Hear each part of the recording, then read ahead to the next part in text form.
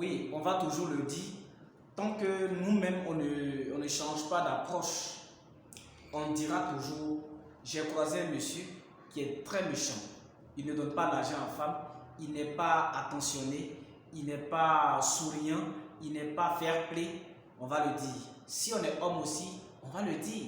J'ai croisé une femme très énervée, une femme qui ne respecte pas, une femme qui n'obéit pas, une femme qui aime l'argent, une femme qui trompe, une femme qui fait ceci, une femme qui fait cela.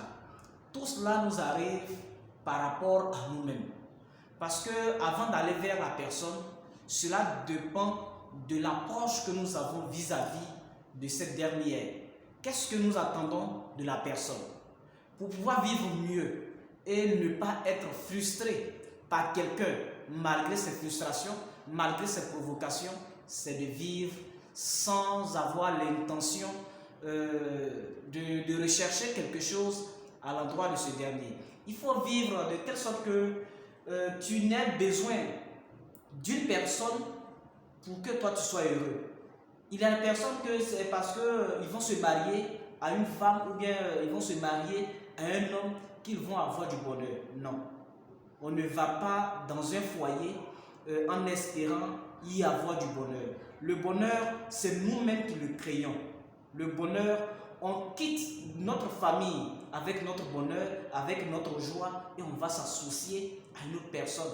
Afin que cette personne aussi, qui est censée venir lui aussi avec sa joie, avec son sourire, avec son amour, on puisse vraiment cohabiter ensemble. Et c'est ça. Lorsqu'on n'attend rien de personne, on ne peut jamais être frustré. On est parfois frustré lorsque je pense que l'autre va me respecter et qu'il me manque de respect.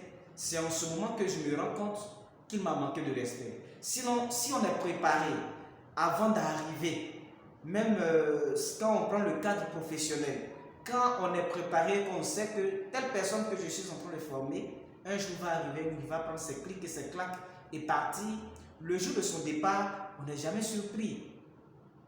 On n'est jamais surpris. Et dans nos couples, on voit ça aussi également. Il faut attendre moins des autres et donner plus de soi.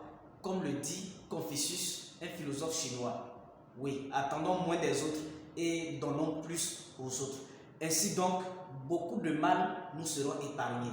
Au lieu d'attendre, toujours qu'on te donne du respect, toujours qu'on te donne de l'argent, toujours qu'on te donne de l'amour, est-ce que toi-même tu t'aimes? Parce que quand tu t'aimes, il y a certaines discussions que tu ne vas jamais engager pour ne pas terner ton image. Quand tu t'aimes, il y a certains comportements que tu ne vas jamais avoir pour ne pas non plus aussi également terner ton image.